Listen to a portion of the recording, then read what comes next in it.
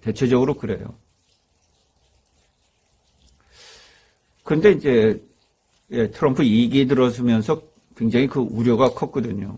왜냐하면 워낙 선거 당시에 이제 공약을 한 부분들이 있었기 때문인데, 이 트럼프 대통령의 공약 실천율이 23%밖에 안 된다고 그래요. 1기 때. 굉장히 낮았다고 해요. 가장 이제 우려가 됐던 거는 보편적인 관세 아니겠습니까? 10%에서 20% 사이의 전 세계 수입품에 대해서 관세를 취임 당일날 이제 즉시 매기겠다. 또 멕시코와 캐나다에 대해서 25%의 관세를 취임 당일날 매기겠다. 러시아, 우크라이나 종전을 내가 취임하면 당일날 이루겠다. 뭐 이런 그 공언들을 했습니다만은 현재 한 달여가 지나고 있습니다만은 전혀 지켜지지 않고 있습니다. 현재 실질적으로 관세가 부과된 것은 중국에 대한 10% 관세 이것뿐입니다. 중국은 바로 즉시 보복을 했고요. 중국은 이미 상당히 많은 대비를 했습니다.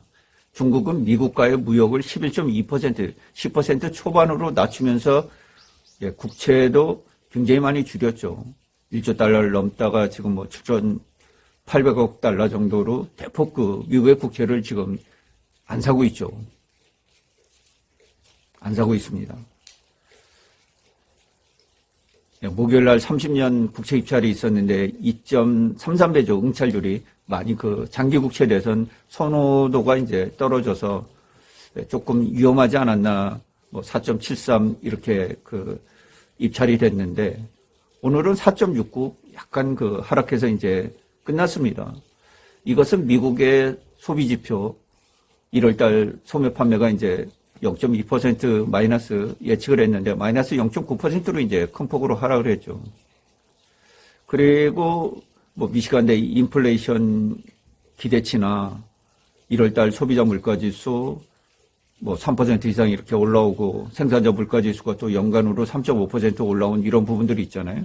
주거비가 이제 여전히 비중이 높은데 주거비가 이제 연간으로 4.4% 여전히 이제 강한 그 추세를 보이고 있는 그런 상황이라서 현재 30년 모기지금리는 6.9%대로 이제 7%에서 약간 낮아져서 10년물 국채금리는 4.5%에서 이제 왔다 갔다 거리고 있는 그런 입장이에요.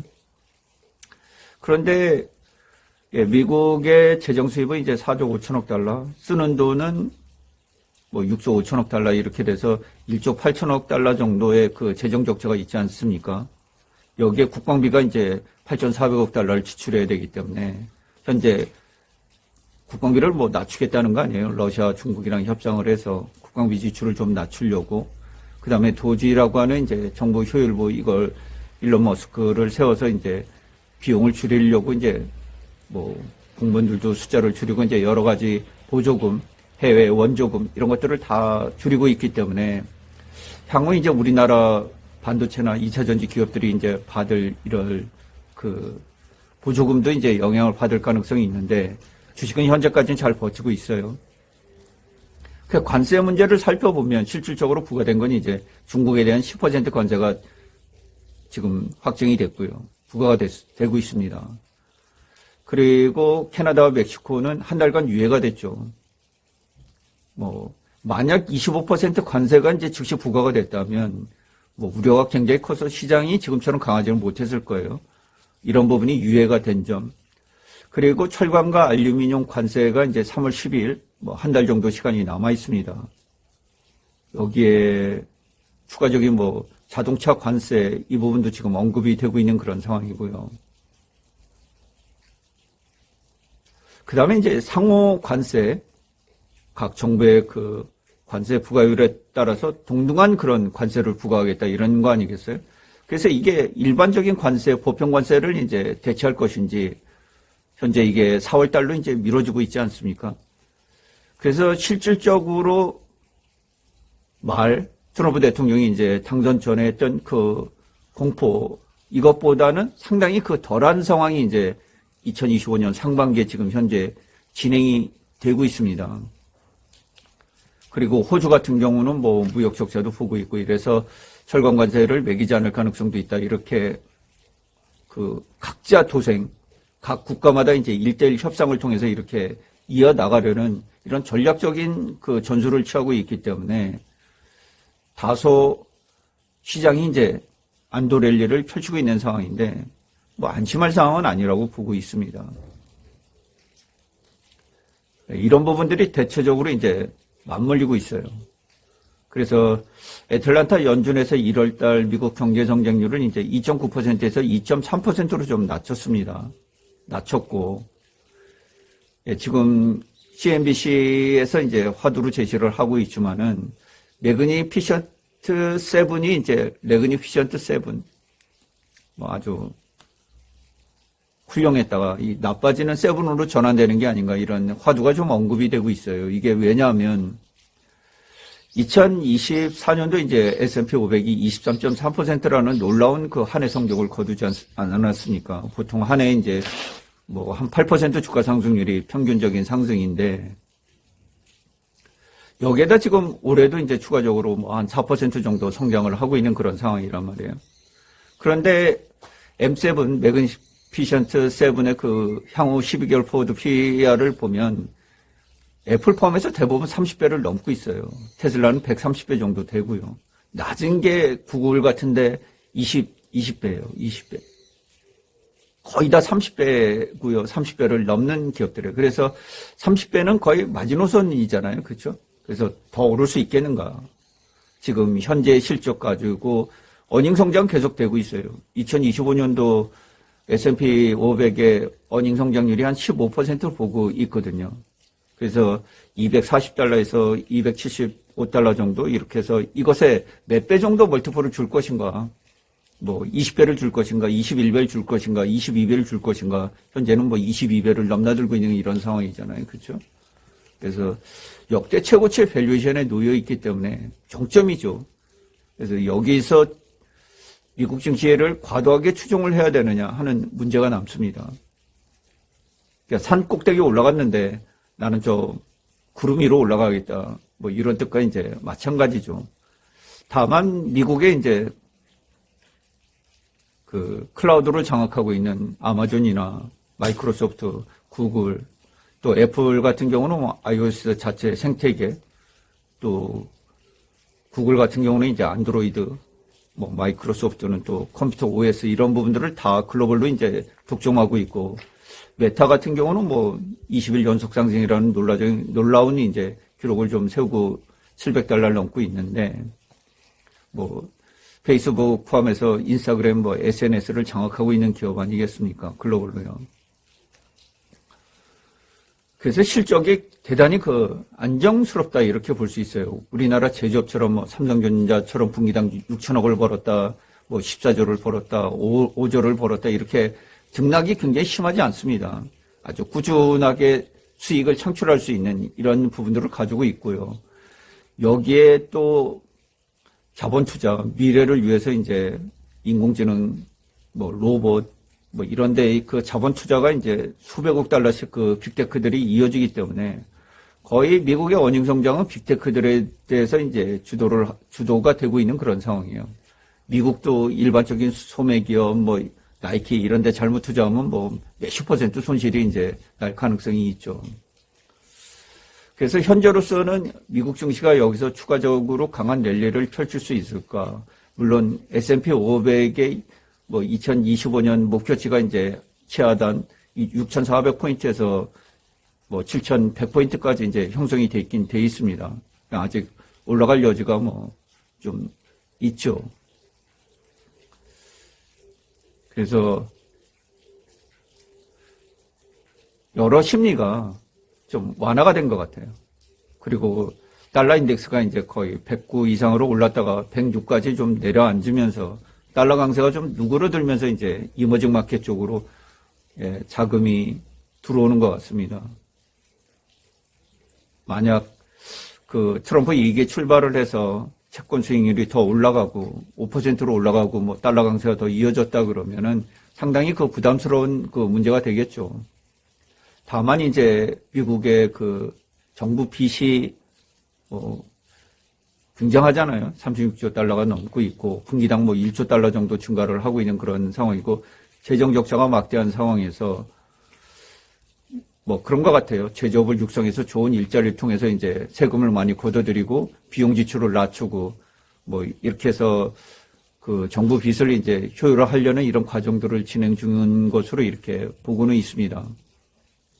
하지만 그 바이든 행정부에서 이제 단기 국채를 한 8천억 가량 발행을 했고, 이거 뭐 바로 돌아오잖아요, 만기가. 그래서 2025년도에 이제 3조 달러 정도 채권 만기가 돌아와요.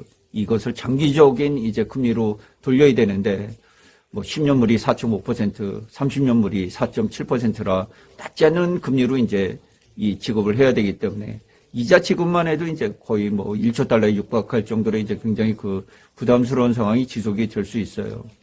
그래서 과연 이러한 속에서 미국이 이제 굉장히 그 어떻게 보면 금리를 쉽게 못 내리는 거 아니에요? 시장에서도 CMA 패드워치 보면 이제 한 9월 달에 금리 한번 내리고 이제 추가적으로 내리질 못하는, 대신에 뭐 트럼프 대통령은 금리를 인하하려는 이런 압박을 하고 있지만은 뭐 인플레이션이 소비자의 물가가 3%, 생산자 물가가 3.5% 오르는 가운데서 쉽게 지금 인플레이션이 낮아지는 상황이 아니지 않습니까? 그래서 여러 가지 정책적으로 그 실행을 하는데 그 많은 문제점들을 내부적으로 안고 있다. 그래서 겉으로는 트럼프 대통령이 말이 화려하지만은 속으로 관세를 부과하는 이런 의사결정 과정들을 보고 실질적으로 집행하는 과정들을 보면 굉장히 그 공격적이지 않다. 조심스럽다. 그거는 근원적으로 미국의 재정 적자 이 부분. 그러니까 계속해서 돈을 써야 되는데 들어오는 세금은 적고 나가는 돈은 많고 이렇게 되니까 여기다 또 관세로 너무 많은 돈을 걷어들이면 결국 미국 소비자들이 다 부담해야 되는 그런 비용들로 이제 이게 되돌아가 버리니까 지금도 뭐 계란값 포함해서 어제가 발란타인데이였잖아요. 그 나오는 상품 가격들 보니까는 되게 많이 올랐어요. 그러니까 미국 분들도 하루하루 이제 이 일주일 동안 임금 받아서 이 벌어먹고 사는 이런 분들이 비중이 굉장히 크잖아요. 어쨌든 시장은 잘 버티고 있고, 우리나라 시장도 의외로 저는 뭐 상반기에 굉장히 조심을 해야 된다 이런 입장이었는데 뭐 약간 10% 정도 이렇게 강세를 보이고 있어요. 그런데 마지막으로 짧게 매듭을 지을게요. 2월 달에 대체적으로 미국 역사의 증시가 약합니다. 근데 2월 달에 왜 강하냐? 발란타인데이 14일까지 증시가 강해요. 그리고 2월 달 14일 이후에 미국 증시가 약해요. 이 부분은 네이버 블로그를 통해서 다시 설명을 드리고요. 그래서 남은 2월 달 좀 조심을 하셨으면 좋겠다. 그리고 4월 달이 이제 미국의 세금을 내는 이런 부분들이잖아요. 그래서 유동성이 좀 줄 수 있는 이런 부분도 좀 조심을 하시는 것이 좋겠습니다. 그리고 최종적으로 9월 달이 또 증시가 약해요. 그래서 이런 부분들을 좀 참고를 하시면서 앞으로 이 반도체나 자동차 여기에 지급되던 그 보조금들 뭐 이런 부분들 우리가 관심을 가져야 되고요. 또 철광과 알루미늄에 대한 관세가 실질적으로 25%가 부과가 되는지, 또 자동차 관세가 부과가 되는지, 그 다음에 상호 보완적인 관세, 이게 일반 관세와 어떻게 연관이 지어질 것인지, 그래서 앞으로도 이런 그 위협적인 일들이 지속해서 트럼프 그 상반기 내에 이어질 것으로 보입니다. 대체적으로 이제 뭐 방향은 드러난 것으로 보입니다. 왜냐하면 이런 모든 것을 하려면 이제 정부 빚이 작아야 되는데 지금은 워낙 이제 정부 빚이 크다 보니까 국채 발행을 계속 해야 되잖아요. 그죠? 만약 수요가 부진해서 채권 금리가 폭등할 경우 이제 시장도 굉장히 그 위험해지는 부분들이 있기 때문에, 그리고 상당히 이번에 인플레이션 1월 인플레이션 소비자 물가지수나 생산자 물가지수가 기대치보다 이제 높게 나왔잖아요. 그죠? 그럼 시장이 당연히 이제 부러졌어야 되는데, 소비자 물가지수 발표가 나고 나서 마이너스 1% 이상 하락을 하는 나스닥을 플러스로 돌렸을 정도로 이제 바이더딥 주가가 싸지면 다시 사는 그런 현상들이 지금 이어지고 있습니다. 미국 증시는 정점이 있고요. 우리나라 증시는 밸류에이션이 0.8배대 아주 약한 지역에 놓여 있습니다. 그게 굉장히 상대적이긴 한데 결국 우리나라 증시가 추가적인 상승을 하려면 미국 증시가 높은 밸류에이션을 뚫고 다 추가적으로 올라야 되거든요. 그런데 현재 위치는 좀 약간 부담스럽지 않나. 그래서 남은 2월 달은 발렌타인데이 이후에 약간 조심을 하시는 것이 좋지 않겠나. 이렇게 생각을 정리해 드릴게요. 오늘 오래간만에 이제 이 근처에 송광사라는 절에 왔는데 마음은 평안합니다. 날이 좀 포근하고 따뜻했으면 좋았는데 흐려요, 날이 좀. 네. 항시 절에 오면 고즈넉하고 마음이 좀 평안해져요. 없던 자비도 많이 생기는 것 같아요. 그래서 님들도 2024년 참 어려웠지만은